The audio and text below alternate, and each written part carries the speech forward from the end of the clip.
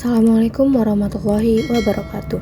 Halo semuanya, perkenalkan saya Najwa Ramadona dengan NIM 0310223050 dari Tadris Biologi 2 Stambuk 2022. Baiklah, di sini saya akan menjelaskan tentang reproduksi dan embriologi hewan.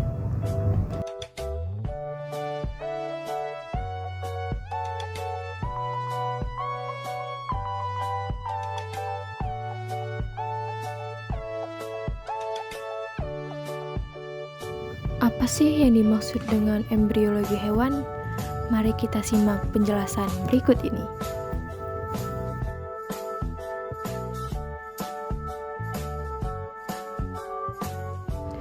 Istilah embriologi berasal dari dua kata, yaitu embrio dan logos. Embrio sendiri dapat diartikan sebagai buah yang belum dilahirkan, dan logos berarti ilmu. Embriologi adalah ilmu yang mempelajari perkembangan makhluk hidup sebelum dilahirkan.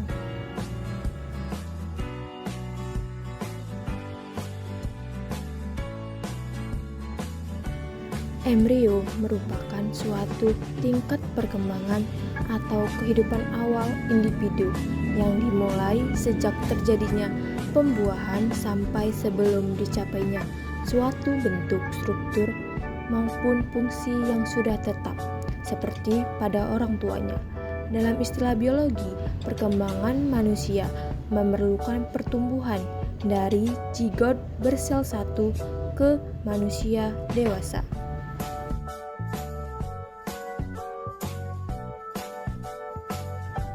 Periode embrio didefinisikan sebagai waktu dimulai dari terjadinya fertilisasi sampai pada fase awal dari perkembangan organ. Periode embrio pada masing-masing hewan berbeda. Ada yang 30 hari seperti anjing, kucing, kambing, domba, dan babi. Sedangkan yang 60 hari, contoh hewannya ada kuda dan ada sapi.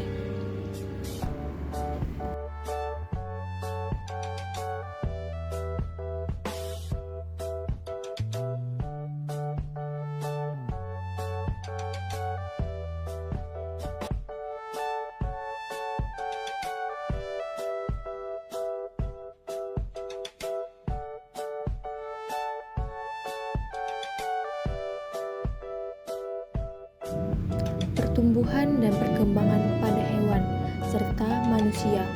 Secara umum, pertumbuhan dan perkembangan pada hewan tidak berbeda jauh dari pertumbuhan dan perkembangan pada manusia. Pertumbuhan dan perkembangan pada hewan serta manusia terjadi pada seluruh bagian tubuh, berbeda dari pertumbuhan dan perkembangan pada tumbuhan yang hanya terjadi di daerah meristem, terutama ujung batang dan ujung akar.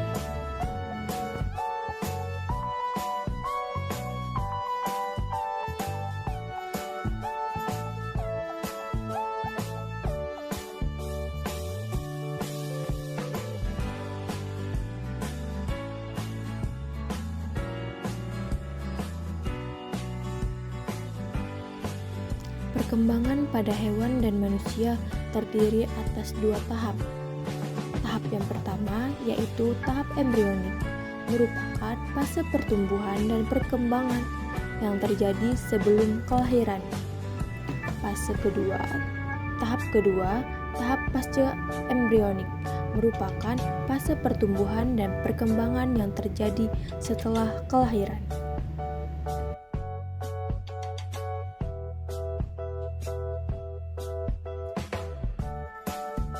Fase embrionik terdiri dari 4 tahapan. Yang pertama ada morula, yang kedua ada blastula, yang ketiga ada gastrula, dan yang terakhir tahapan organogenesis.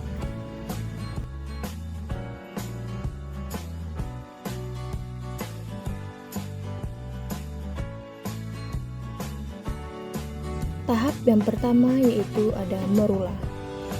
Morulasi berasal dari kata morula plus asi yang menunjukkan proses.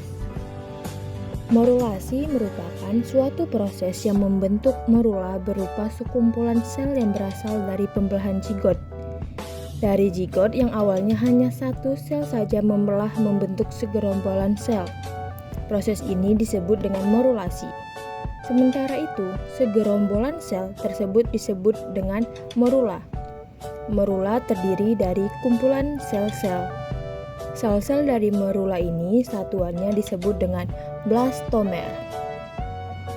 Kalau blastomer hanya dihitung satu, selnya saja yang berasal dari pembelahan zigot.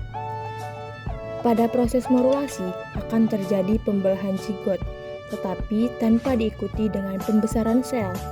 Terjadi pembelahan sel tanpa pembesaran dan diferensiasi sel. Zigot membelah menjadi 2 sel, 4 sel, 8 sel, 16 sel, 32 sel, dan seterusnya. Setiap sel hasil pembelahan zigot atau yang disebut dengan blastomer, sifatnya belum bisa berdiferensiasi, yang artinya belum memiliki fungsi yang khusus. Jika blastomer hanya terbentuk menjadi 2, 4, atau 8 sel, belum bisa disebut dengan morula. Sedangkan jika sudah terbentuk menjadi 16, 32 sel, dan 64 sel, baru bisa disebut dengan morula. Karena sel yang sudah terlihat menggerombol.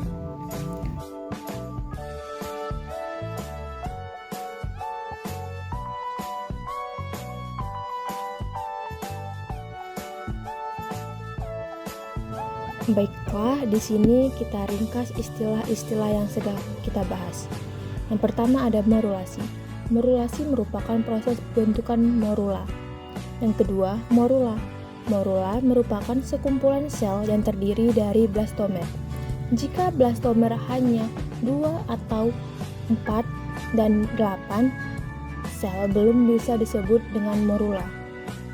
Dan yang ketiga ada blastomer, merupakan satuan sel hasil pembelahan zigot. Jadi, teman-teman bisa membedakan antara morulasi, morula, dan blastomer.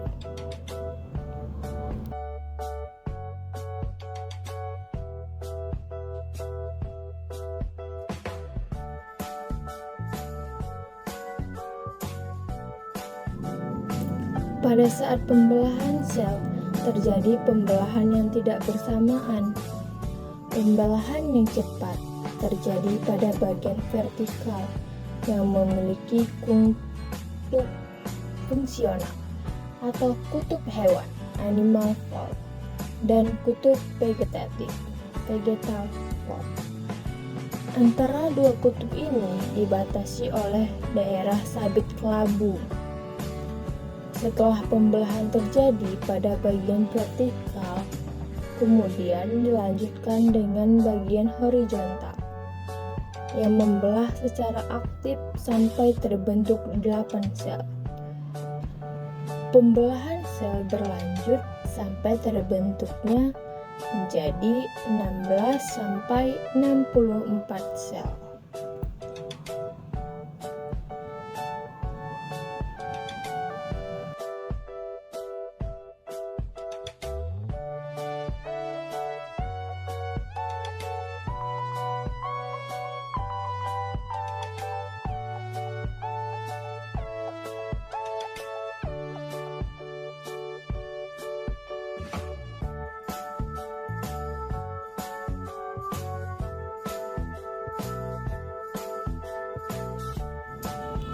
Tahap kedua, blastula. Blastulasi yang berasal dari kata blastula dan asi yang menunjukkan proses. Blastulasi merupakan proses pembentukan blastula, dan blastula merupakan sekumpulan sel berbentuk bola berisikan cairan. Dari morula yang hanya segerombolan sel, terus akan berubah menjadi blastula. Proses yang mengubah morula ini menjadi blastula disebut dengan blastulasi. rongga yang ada di dalam blastula yang berisikan cairan yang disebut dengan blastosol, dari kata sol yang artinya rongga. Jadi perlu diingat, blastulasi proses pembentukan blastula. Blastula adalah gerombolan sel berongga dan blastosol adalah rongga yang dimiliki blastula.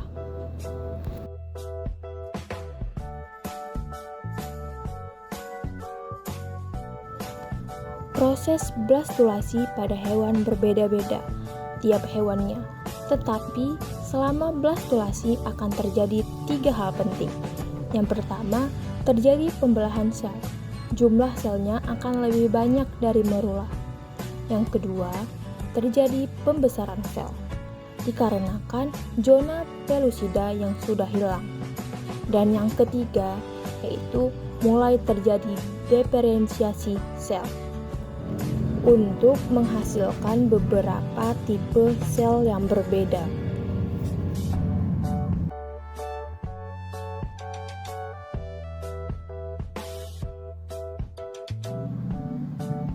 Pada fase blastula terjadi pembagian sitoplasma ke dalam 2 kutub yang dibentuk pada fase morula.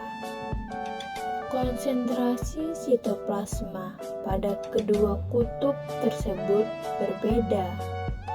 Pada kutub fungsional terdapat sitoplasma yang lebih sedikit dibandingkan dengan kutub vegetatif.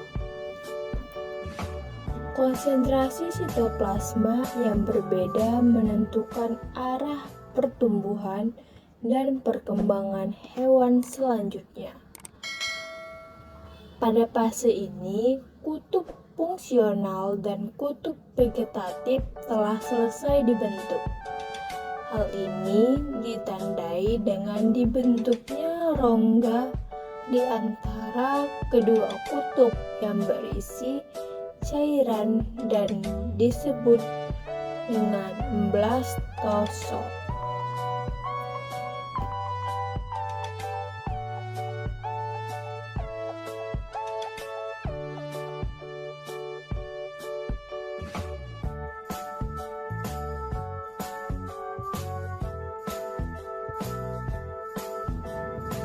Tahapan yang ketiga, yaitu tahap gastrula. Gastrulasi yang artinya proses yang membentuk gastrula. Sedangkan gastrula merupakan struktur embrio yang memiliki 3 lapisan germinal.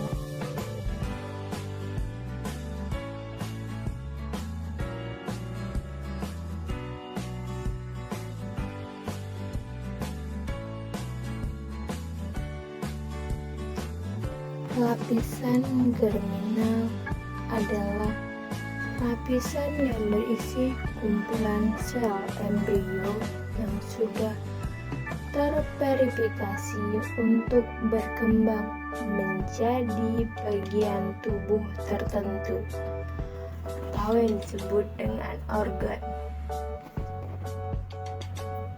Lapisan germinal pada tahapan gastrulasi terdiri dari ektodom, lapisan luar, mesodom yang ada di tengah, dan endodom, lapisan dalam.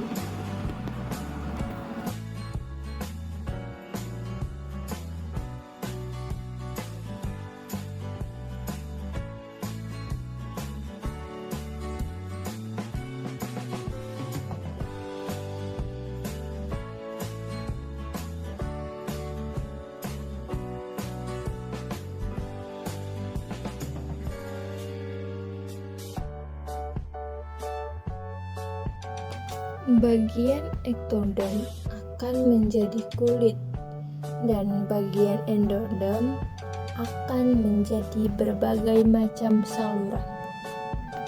Bagian luar yang terbuka pada gas menuju arkenteron disebut dengan blastopor. Bagian ini dipersiapkan menjadi anus dan pada bagian ujung akan membuka dan menjadi mulut. Pada fase ini akan terjadi lanjutan diferensiasi sebagian endodem menjadi bagian mesodem. Pada akhir dan grastula telah terbentuk bagian endodem, mesodem, dan ektodem.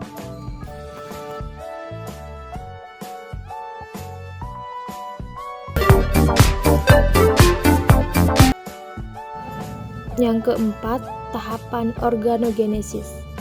Organogenesis berasal dari kata organ yang artinya organ tubuh dan genesis yang artinya pembentukan. Organogenesis merupakan proses pembentukan organ tubuh dari hasil perkembangan 3 lapisan germinal.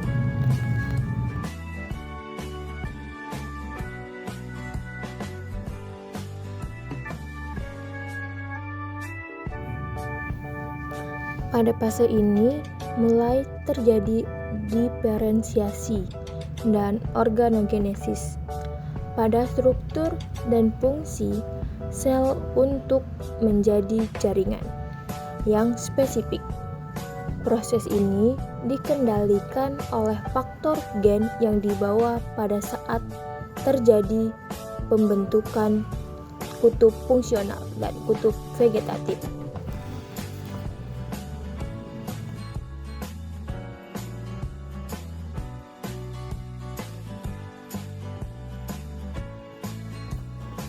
Pada akhirnya, masing-masing bagian endodem, mesodem, dan ektodem akan mengalami diferensiasi menjadi organ-organ sebagai berikut.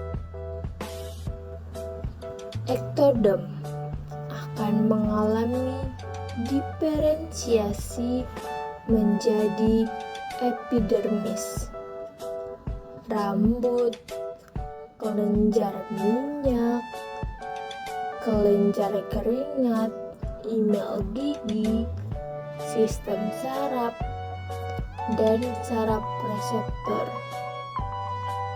Kemudian mesodem akan mengalami diferensiasi menjadi tulang, jaringan ikat, otot, sistem peredaran darah, dan sistem ekresi, misalnya ductus deferens dan sistem reproduksi. Selanjutnya, endodem. Endodem akan mengalami diferensiasi menjadi jaringan epitel, pencernaan, sistem pernapasan, pankreas, dan hati serta kelenjar gondok.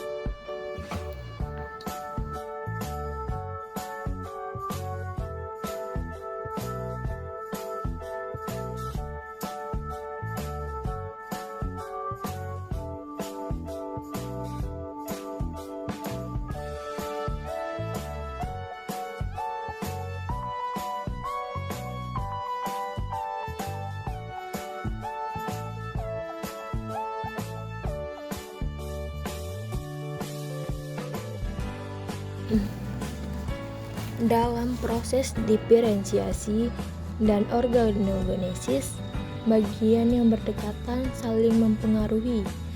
Sebagai contoh, bagian mesodem akan mempengaruhi ektodem dalam diferensiasi untuk perkembangan alat gerak, yaitu sebagian berasal dari sel ektodem dan sebagian dari mesodem.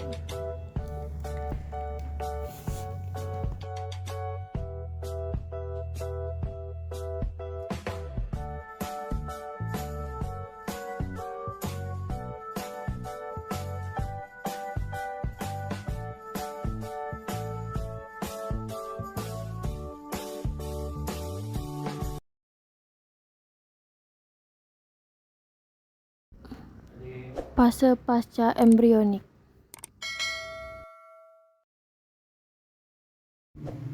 Fase pasca embrionik. Fase pasca embrionik merupakan fase pertumbuhan dan perkembangan hewan yang terjadi setelah melahirkan atau telur menetas. Pada fase pasca embrionik ini terdiri menjadi 3, yaitu metamorfosis, metagenesis, dan regenerasi. Baiklah, langsung saja kita bahas satu persatu.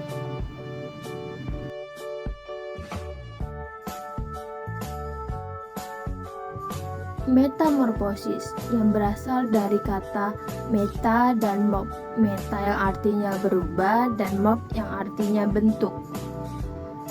Rangkaian perubahan bentuk tubuh pada hewan dalam satu siklus hidupnya, dari telur sampai nantinya menjadi individu. Metamorfosis terjadi di antara beberapa hewan, yaitu serangga dan katak. Baiklah, kita bahas yang terlebih dahulu, yaitu serangga. Metamorfosis sempurna atau holometabola merupakan perubahan bentuk yang drastis. Artinya, dari larva sampai imago atau individu dewasanya itu tidak mirip sama sekali. Memiliki perubahan yang drastis. Mengapa? Karena ada perubahan bentuk yang drastis pada metamorfosis sempurna ini adalah adanya fase yang namanya fase pupa atau fase kepompong, di mana jika serangga sudah memasuki fase kepompong, mereka akan melakukan perubahan drastis di dalam tubuhnya atau memodifikasi tubuhnya menjadi bentuk yang sangat berbeda dari sebelumnya. Jadi, kalau kita urut metamorfosis pada kupu-kupu, itu dimulai dari telur, kemudian menjadi larva atau ulat, terus menjadi pupa atau kepompong, setelah itu menjadi imago atau individu, yang biasa kita kenal dengan kupu-kupu. Nah, kalau kita perhatikan nih, bentuk ulat, kepompong, sampai kupu-kupu untuk memiliki bentuk yang sangat berbeda, dan perubahannya juga memiliki perubahan yang drastis. Makanya metamorfosis pada kupu-kupu itu dimasukkan ke dalam metamorfosis sempurna karena memiliki perubahan dan bentuk yang sangat drastis di masa hidupnya. Nah, kalau kita simpulkan, ada 2 hal penting pada metamorfosis sempurna, yaitu terdapat perubahan bentuk yang drastis dan biasanya terdapat fase pupa atau fase kepompong. Faktor yang mempengaruhi metamorfosis serangga. Yang pertama dipengaruhi oleh hormon. Contohnya metamorfosis pada kupu-kupu. Hormon yang mempengaruhi metamorfosis pada kupu-kupu menjadi 2, yaitu Juvelin hormon, mempertahankan fase larva, mempengaruhi hormon Edikson, mengatur kapan larva berkembang menjadi pupa. Yang kedua, hormon ekdison, merangsang ekdisis atau pergantian eksoskeleton. Selanjutnya, metamorfosis tidak sempurna atau hemimetabola. Metamorfosis tidak sempurna ini memiliki perubahan yang tidak jauh berbeda, tidak memiliki fase pupa atau kepompong di masa hidupnya, melainkan di metamorfosis ini itu tidak memiliki fase nimfa atau hewan muda di masa hidupnya. Untuk contohnya bisa kita lihat fase metamorfosis pada belalang. Metamorfosis pada belalang, di mana ini berawal dari fase telur, kemudian menjadi nimfa atau hewan muda, dan terakhir menjadi individu dewasa. Nah, kalau kita perhatikan nih, di metamorfosis tidak sempurna ini itu tidak memiliki fase kepompongnya, dan kalau kita lihat antara fase limfa dan juga individu dewasanya itu tidak memiliki bentuk yang jauh berbeda. Namun mungkin hanya beberapa perbedaan yang terdapat pada kedua fase ini, seperti contohnya pada ukuran dan juga penambah struktur yang baru, seperti sayap contohnya. Nah, ini bukti bahwa perubahan bentuk pada metamorfosis tidak sempurna itu tidak terlalu drastis. Setelah kita melihat metamorfosis pada serangga, sekarang kita lihat bagaimana metamorfosis pada katak. Sama seperti serangga, katak juga memiliki tahap metamorfosis. Urutannya dimulai dari telur, kemudian menjadi larva atau kecebong, yaitu kemudian menjadi katak muda dengan memiliki ciri-ciri yaitu ekor serta kaki dan mulai bernapas menggunakan kulit serta paru-paru, dan terakhir akan menjadi katak dewasa yang tidak memiliki ekor, tubuh lebih besar dan siap bereproduksi. Faktor yang mempengaruhi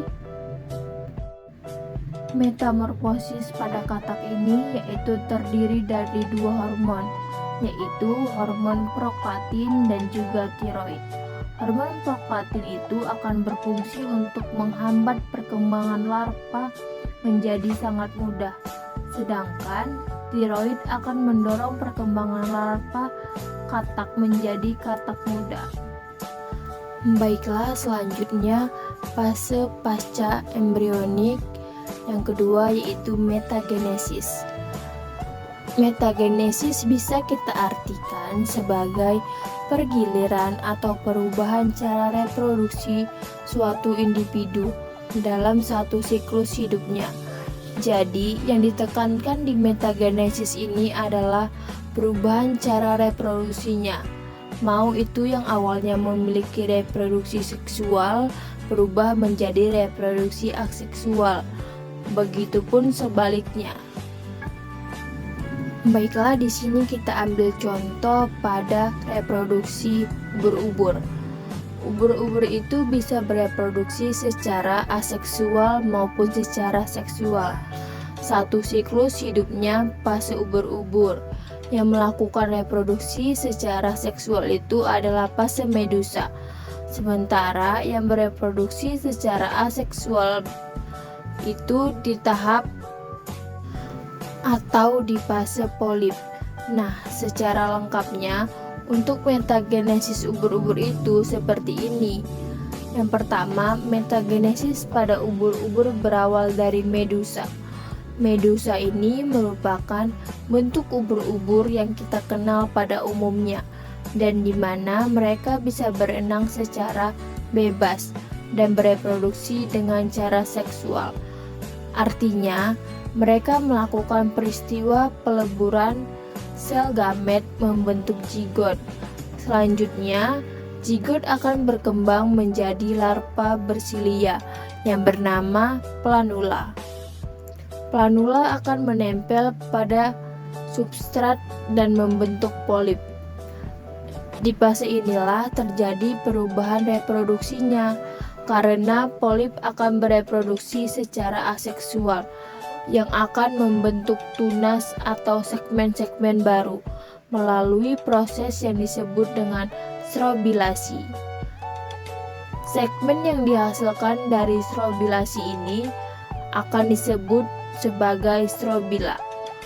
Strobila yang paling atas akan lepas dan membentuk medusa muda atau epira.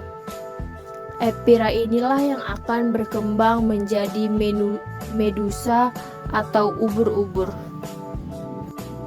Baiklah, yang terakhir yaitu regenerasi. Regenerasi merupakan proses perbaikan tubuh yang rusak. Nah, perbaikan itu bisa cuma sekedar menambah jaringan yang rusak, ataupun bisa juga membentuk organ individu baru. Makanya, regenerasi ini bisa dibedakan menjadi 3 tipe, yaitu yang pertama, regenerasi yang bisa menghasilkan individu baru. Selanjutnya, regenerasi yang bisa menghasilkan organ baru atau struktur baru. Serta yang ketiga, regenerasi yang cuma bisa menghasilkan jaringan baru. Baiklah, akan kita bahas satu persatu. Yang pertama, regenerasi menghasilkan individu baru. Contohnya yang bisa terjadi pada cacing planaria.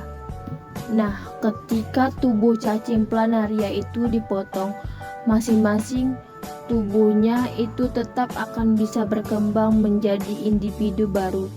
Ini karena tubuh cacing planaria ada yang namanya sel-sel neoblas, yang dimana sifatnya itu aktif membelah untuk membentuk individu baru. Nah, karena bisa membentuk individu baru saat regenerasinya, maka regenerasi ini juga bisa digunakan untuk planaria supaya memperbanyak diri atau berkembang biak secara aseksual.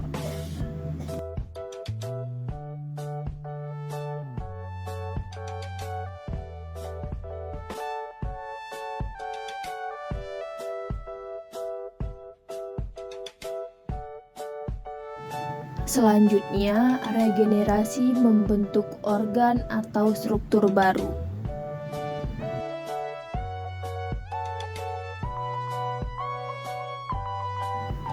Contohnya bisa kita lihat di salamander.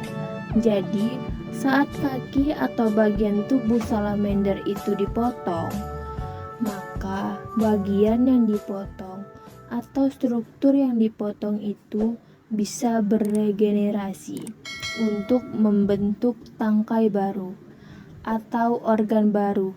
Kenapa?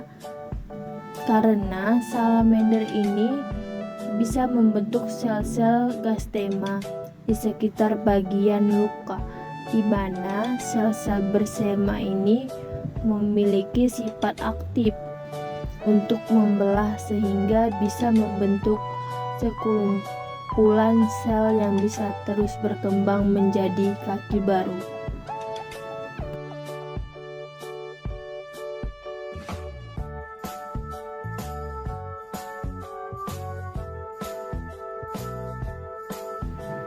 Baiklah, yang terakhir yaitu regenerasi membentuk jaringan baru. Contohnya saat kulit luka. Penyembuhan luka di kulit kita saat kulit kita itu terluka, maka sel atau epidermis itu membelah membentuk jaringan epidermis yang baru, yang dimana akan mengisi dan menutup luka kita.